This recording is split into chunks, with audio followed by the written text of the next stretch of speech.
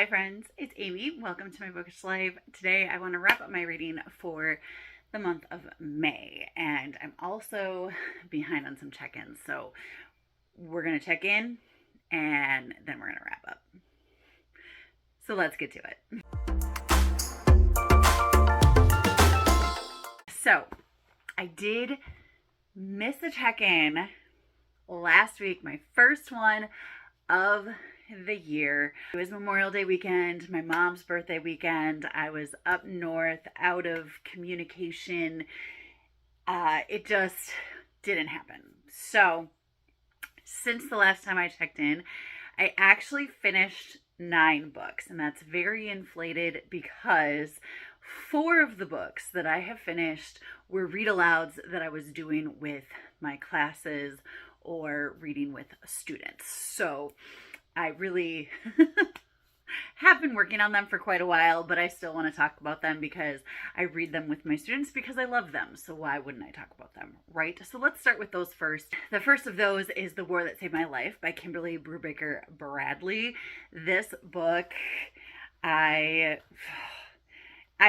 so mad at myself for how long it took me to read it in the first place. And when I read it, it blew me away. It's absolutely a gorgeous historical fiction. It takes place during World War II, and it is during the time of the Blitz where London was evacuating its children in order to save them. And Ada is the main character. She was born with a club foot. Her mother is one of the worst parental figures in literary fiction. And oof.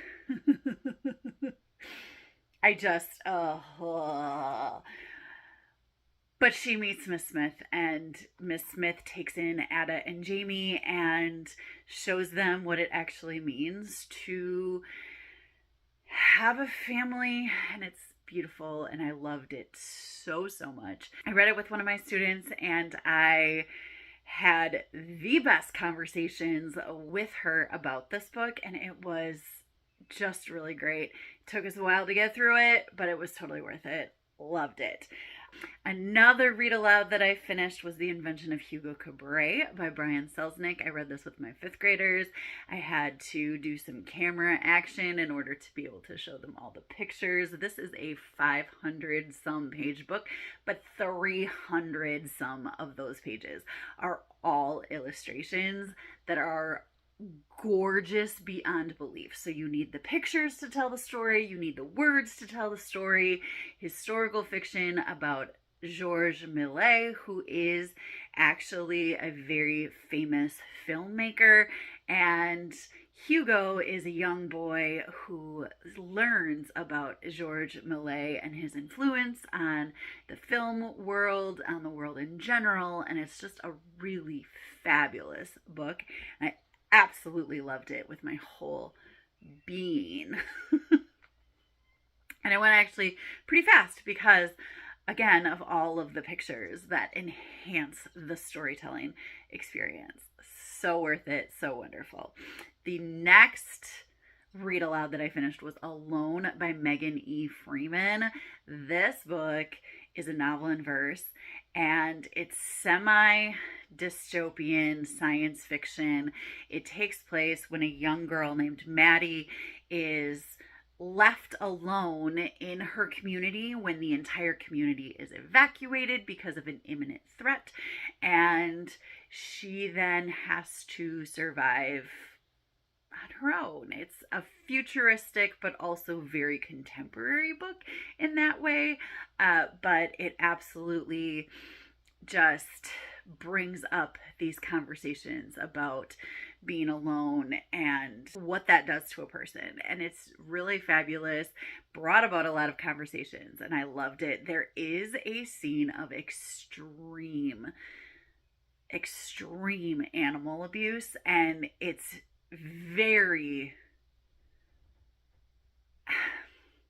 I know why it's there, and in some ways it's necessary, but in some ways it's absolutely not, and just feels egregious. I really love it despite that scene.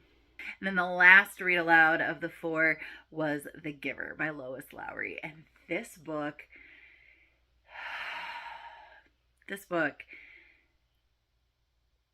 is fabulous. I read it with my 6th and 7th graders. My 6th and 7th graders were enthralled the entire time trying to figure out this world. It is science fiction dystopian with a little bit of fantasy, and it was even better than the first time reading it. Being able to talk about this book in particular, where all of this stuff is happening, where you have conversations about, is it really worth it to get rid of everything that causes problems? Because what causes problems is everything. And if you get rid of everything, then you're left with nothing. So good. Loved it. Loved every second. Yes. Yes. Yes. Yes. For my silent book club, we did an epistolary theme.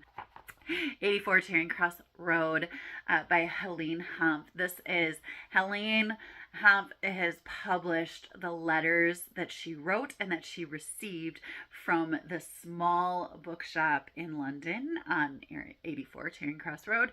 And they are humorous and quirky and really fun. About the time shortly after World War II. So Helene, being in America, did not have to deal with rations, and she would send things that weren't as accessible in London during the time, and it was just a really cute book, and it was just a really quick, cute read, and I really enjoyed it. I really liked it, and it's true. Like it's true. So there's a lot of information missing because it's a very superficial friendship, although it's a very life-changing friendship, if that makes sense. I don't know if it does, but it's a beautiful little story, a beautiful little book, and definitely worth a read. Loved it a lot, and it fit my prompt for an epistolary novel. So done. And then I also finished Home is Where the Bodies Are. Look at this gorgeous. This is the Barnes & Noble exclusive edition. I pre-ordered it for the pre-order sale. This is a little flimsy, but it is kind of gorgeous at the same time. So I don't want to get rid of it. But April 30th is the day that it came out. I didn't get it right on April 30th. So I did read it within the month I got it. You have my permission to be impressed. This is Home is Where the Bodies Are by Geneva Rose. This is her latest, and it takes place in a small town in Wisconsin. Actually, it takes place in the town where she grew up. It's a completely made up story, but it takes place in the town where she grew up. So it's tons and tons of Wisconsin vibes that I absolutely love. I was so in it the entire time I was reading it. Beth, Nicole, and Michael are 3 siblings, and when their mom passes away, they are very much estranged, but they have to come together and go through all of her things and all of her estate, and they find a VHS tape, and on the VHS tape, they learn a secret that has been basically destroying the family for years, and they go on this journey to try and discover what happened, how it came about, what's going on. And I just was so in it the entire time I was reading it. There were a couple things that I was like, that doesn't really make sense, that brought me out of it a little. I gave it 4.5 stars. Not quite a 5-star read, but I really loved it, and I was really in it the whole time. I was absolutely captivated by this story, and the Wisconsin vibes just did it for me too. It was so good. I actually read it at the same time as Destiny. It was almost accidental buddy read. She finished it a little bit before I did, and yeah, it was fun to kind of get to talk to her about it too, so that was really great. I really liked it. I recommend it. I have heard mixed things about it, but I was in it the whole time. Lock Every Door. I wanted to read this for the buzzword. I was very excited to get to the 4th Riley Sager book that I own. I have one more Riley Sager book in my possession, and that is the only one left, which is his last year release. And I am saving that for whatever month only is the buzzword. It's also on my 12 by 12. So that will be read this year, and I will have read all of the Riley Sagers in my possession. I'm not sure if I want to read Survive the Night in the House Across the Lake. I haven't decided yet. But anyway, Lock Every Door is about Jules, and Jules is in a very dire financial straits, and she gets the opportunity to apartment sit at the Bartholomew, which is a very famous apartment building full of famous people, and she just kind of jumps at this opportunity because her favorite book actually takes place in the Bartholomew. So it just seemed like a dream job to her, and it turns out it's not so much the dream job because people start going missing and things start happening, and it's just really creepy and really just suspenseful, and it did hold my attention in that regard. It was very creepy. It really had all of the suspense. At the end, it took a turn that it wasn't the turn, it wasn't the twist that I wanted. I don't know. I landed on 3.5 stars. I'm probably closer to 4. I don't know, but it didn't give me the same thing that this gave me, and as much as I did enjoy it and I was in it, I wasn't completely enthralled, if that makes sense. Like, it was great, but it wasn't everything. And I wanted everything. I don't know that I knew what to expect going into this book.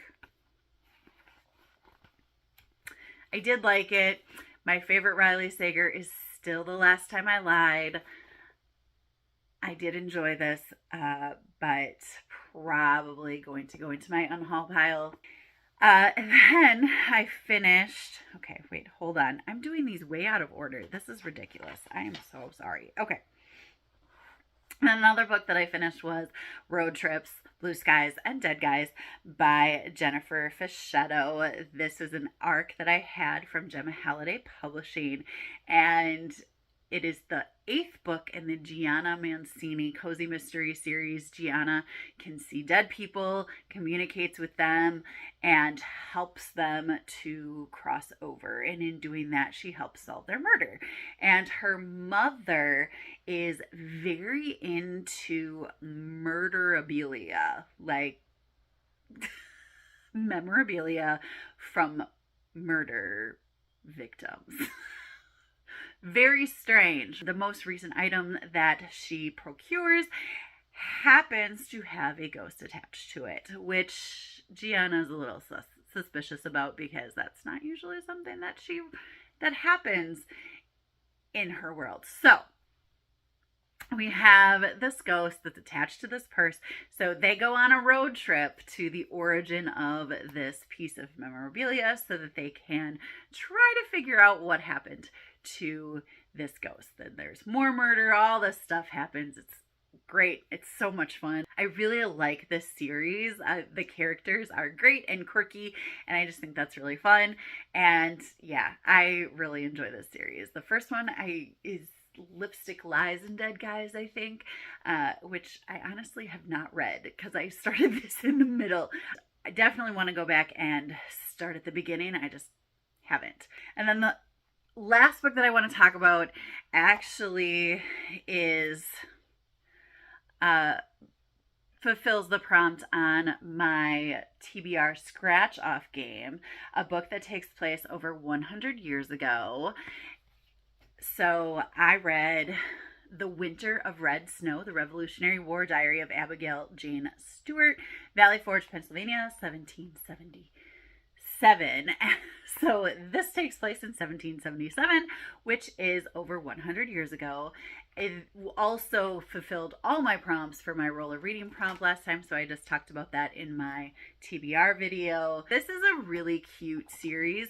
What I like about this series is that it's multiple authors, and when the authors are writing about the person, the journal characters are made up. The authors write elaborate backstories, they write elaborate futures for the character that they're writing about, and it's kind of really cool to see that kind of perspective and to see history through the eyes of a person that could have been there. It can be a very engaging series. I have quite a few of them in my classroom, and this was cute. It was really good, but it was slow for me to get into it, and I don't really 100% know why, but it was. Once I got into it, the story became more clear, but there were a lot of times where it just felt like it really felt like a diary of like a young girl, which, I mean, that's what it's supposed to be, you know? So I really enjoyed it. It was cute. It was fun. And I did actually learn a lot about Valley Forge, especially with all of the historical context, which I also love because they all have historical notes in the back as well. And I think that's really cool when you're reading a historical novel, especially when it's middle grade. I think it's really important to give that historical context that allows the reader to see where each of all those elements that you put into the story, where all of those come from. And I just think that's really great. So this was cute. I liked it. I do recommend this series if you're looking for historical fiction that can be very engaging. They are all epistolary. They're told in journals. There's Dear America, which is all female perspectives. And then there's My Name is America, which is all male perspectives. They're very, very interesting to read. I do recommend them. I haven't read a ton of them, but I've read some, which means that I need to scratch off my next read. So again, it does not really matter if I can see or not, because they're all covered up. So let's choose. Oh my goodness gracious. I'm gonna choose this one.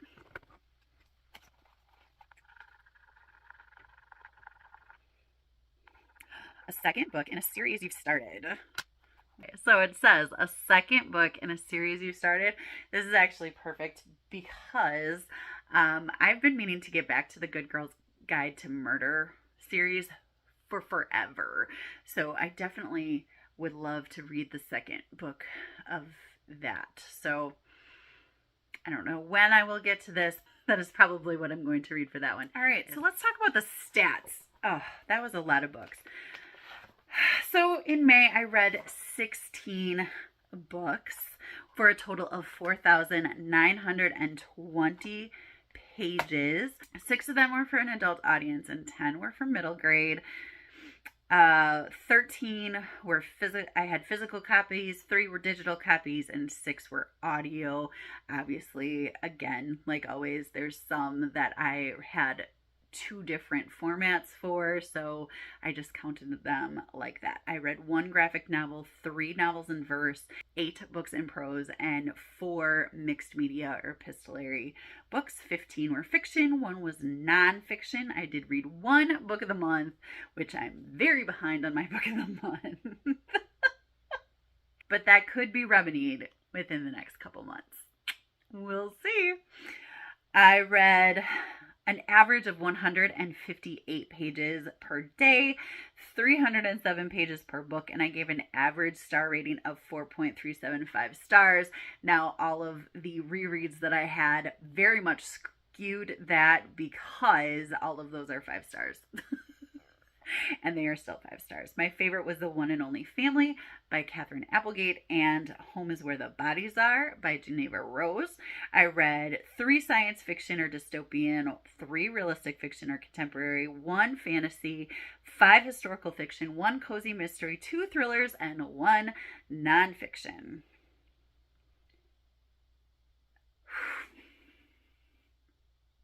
pretty awesome. It was a really, really, really good reading month. So we're going to do some superlatives because that's my favorite part. I don't know how you guys feel about it, but I love these superlatives. I just think they're really fun.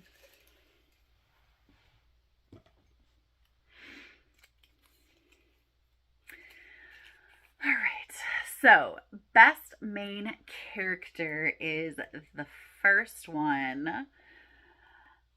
Best main character, I think I need to go with Juliana from Wildfire. She is a really great main character because she is very much anxious about the world around her, but she works through it and does everything she can to also make a difference in the world around her. And I think that's really cool. When she's conflicted, she works hard to get through that, and I just think that is admirable. And I really loved her commitment to whatever it was that she was doing. She was just a really great character. The saddest book without a question was The Women by Kristen Hanna. I was both saddened and infuriated by this book multiple times. It is so sad the way we treat veterans in this country, and especially during the Vietnam era. It is atrocious, and I don't think that we've completely learned from that mistake, and I definitely think that it is something that we need to do. So definitely that was the saddest. In fact, I think there were definitely times that Kristen Hanna just basically punched you while you were down just to make it more sad. And I have my own opinions about that. Oh, spiciest. I didn't read a ton of spice. I don't read a ton of spice, and and I read less spice this month than even normal. So I guess the spiciest was Tomorrow and Tomorrow and Tomorrow. I mean, it definitely was. There was a lot of that. Both consensual and actually consensual. So, okay. The best setting?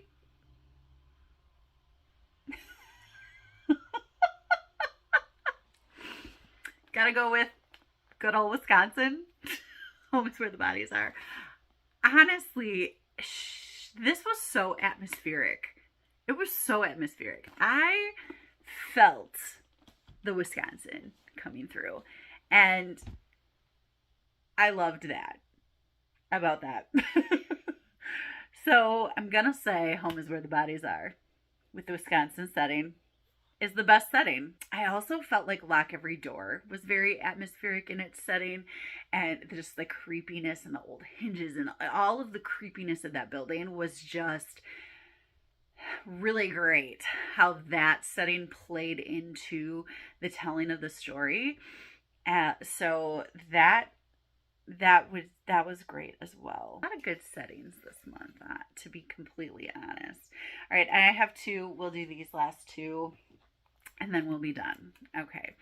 Most improved. So this, I always forget what I meant by this one. It either can mean that I went in having a lower expectation of this book, and then I was just like beyond thrilled with it, or it started off really slow and then got better as the book progressed.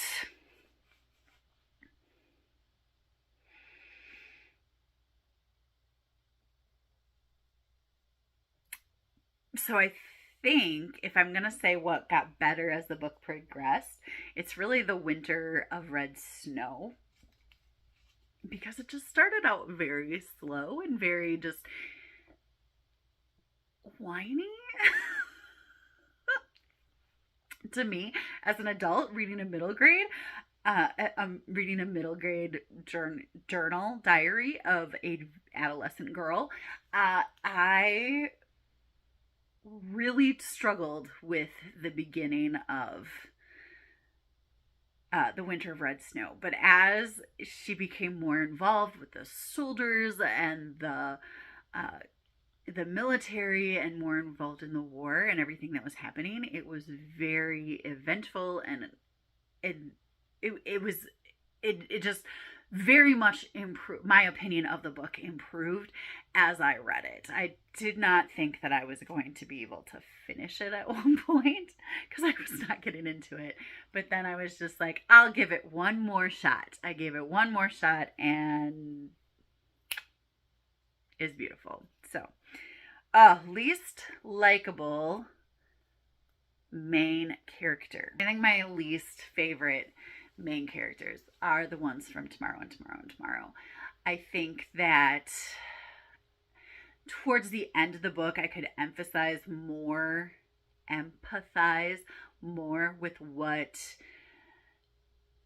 they were doing and why they were doing it and why they were the way that they were, but they were highly unlikable, unable to communicate. It was so much angst from very not teenaged main characters, and my favorite character was one of the side characters in Tomorrow and Tomorrow and Tomorrow. So definitely I think that would be my least likable main character. And there were two of them. I just didn't like them. They were not cool. I didn't love them. So anyway, I have talked about a lot of books in this wrap up. I'm really hoping I can do a better job going forward of actually doing my weekly check-ins. It was a lot to have to talk about 9 books. It was a lot. It was intimidating. It was a lot, and I don't want to do that anymore. So hopefully I can stay back on that. Let me know what you think of any of these books that I've talked about today. I had my graphic with all the books that I read for the month. I would love to hear what you think of any of those books. I had a really great reading month, loved what I was doing. I was in all of the books that I read, and I absolutely loved them. I would love to know what your favorite book was that you were read to as a kid, like that a teacher read to you. I would love to know that. So if you could let me know down in the comments, that would be great. I love chatting with you down there. Commenting, liking, and subscribing really help my channel grow, and I so appreciate you for doing that. I hope that you're finding something wonderful to read, and until next time, happy reading. Bye!